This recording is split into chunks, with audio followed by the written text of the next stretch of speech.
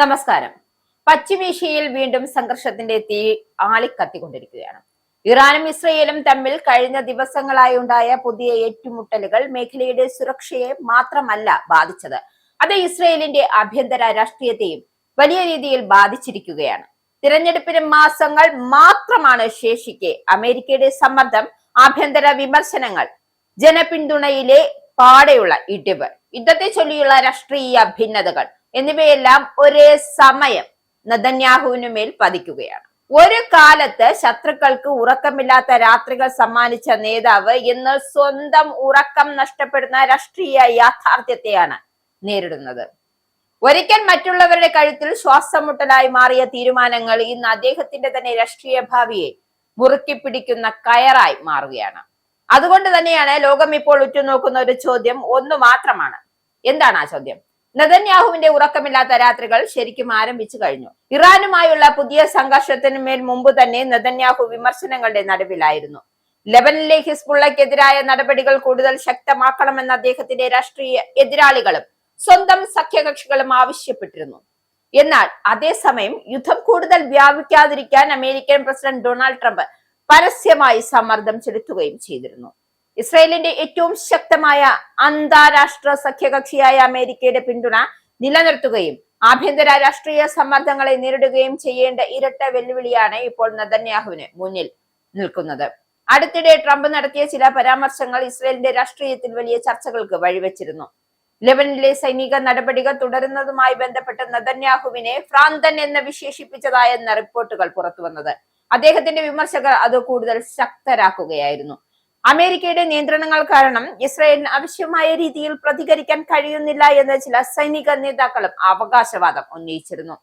ഇത് നെതന്യാഹുവിന്റെ നേതൃത്വത്തെ കുറിച്ചുള്ള ചോദ്യങ്ങൾക്ക് വീണ്ടും ഉയർത്തുകയാണ്.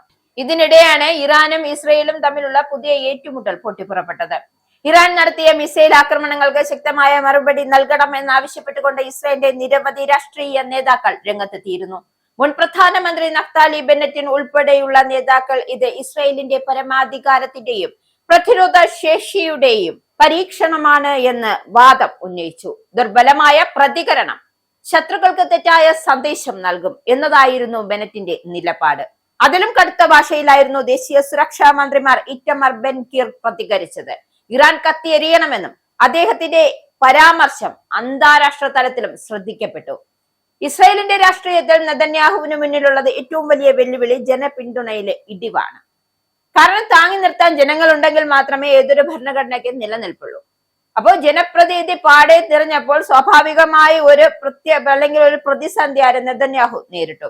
ഏതാനും മാസങ്ങൾക്ക് മുമ്പ് വരെ ഇറാനെതിരായ സൈനിക നടപടികൾക്ക് വലിയ ജനപിന്തുണ ഉണ്ടായിരുന്നു എങ്കിലും ഇപ്പോ കാര്യങ്ങൾ ആകെ മാറിമറിഞ്ഞു, സാഹചര്യം മാറി. ദേശീയ സുരക്ഷാ പഠനങ്ങൾ സ്ഥാപനങ്ങളുടെ സർവേകളും അനുസരിച്ച് യുദ്ധത്തിന്റെ സൈനിക നേട്ടങ്ങളെ പിന്തുണച്ചിരുന്ന ഇസ്രായേലികളുടെ ശതമാനം ഗണ്യമായി കുറയുകയും ചെയ്തു. യുദ്ധം ദീർഘകാലം തുടരുന്നത് വ്യക്തമാക്കിയ രാഷ്ട്രീയ ഫലങ്ങൾ ഉണ്ടാകാത്തത് അത് ആകെയുള്ള ജനപിന്തുണ ഇടിയാനുള്ള കാരണമായി മാറി. അതേസമയം സംഘർഷം കൂടുതൽ രൂക്ഷമാകാതിരിക്കാൻ അമേരിക്ക സജീവമായി ഇടപെടുകയാണ്. ഇറാനുമായുള്ള ഒരു നയതന്ത്ര പരിഹാരത്തിനായി ട്രംപ് ഭരണകൂടം ശ്രമിക്കുന്നുണ്ട് എങ്കിലും ഹോർമോസ് കടലിടുക്ക് വീണ്ടും അന്താരാഷ്ട്ര കപ്പൽ ഗതാഗതത്തിന് പൂർണ്ണമായി തുറന്നുകൊടുക്കുകയും പശ്ചിമേഷ്യയിലെ സ്ഥിരത ഉറപ്പാക്കുകയും ചെയ്യുക എന്നതാണ് അമേരിക്കയുടെ പ്രധാന ലക്ഷ്യം. എന്നാൽ ഇസ്രായേലിന്റെ സുരക്ഷാ ആശങ്കകളും ഇറാനെതിരായ ശക്തമായ പ്രതികരണത്തിനുള്ള ആഭ്യന്തര സമ്മർദ്ദവും നെതന്യാഹുവിനെ സങ്കീർണമായ അവസ്ഥയിലേക്ക് തള്ളിവിടുകയാണ്. വിദഗ്ധരുടെ വിലയിരുത്തലുകൾ അനുസരിച്ച് ഇപ്പോഴത്തെ സാഹചര്യം നെതന്യാഹുവിന്റെ രാഷ്ട്രീയ ഭാവിയെ നേരിട്ട് സ്വാധീനിക്കാൻ സാധ്യതയുണ്ട്. ഒരു വശത്ത് അമേരിക്കയുടെ പിന്തുണ നഷ്ടപ്പെടുത്താൻ അദ്ദേഹത്തിന് കഴിയുന്നില്ല, മറുവശത്താകട്ടെ കടുത്ത ദേശീയവാദ നിലപാടുകൾ സ്വീകരിക്കുന്ന വോട്ടർമാരെയും സഖ്യകക്ഷികളെയും നിരാശരാക്കാനും കഴിയില്ല. ഈ രണ്ട് ശക്തികൾക്കിടയിലും തുലനം കണ്ടെത്തുക എന്നതാണ് അദ്ദേഹത്തിന് വലിയ വെല്ലുവിളി നേരിടുന്ന കാര്യം. എന്നിരുന്നാലും നെതന്യാഹുവിനെ രാഷ്ട്രീയമായി എഴുതിത്തള്ളുന്നത് ഇപ്പോൾ നേരത്തെ ആയിരിക്കുകയാണ്. ഇസ്രായേലിന്റെ രാഷ്ട്രീയ ചരിത്രത്തിൽ നിരവധി പ്രതിസന്ധികളെ അതിജീവിച്ച് തിരിച്ചു വരാൻ അദ്ദേഹത്തിന് കഴിഞ്ഞിട്ടുണ്ട്.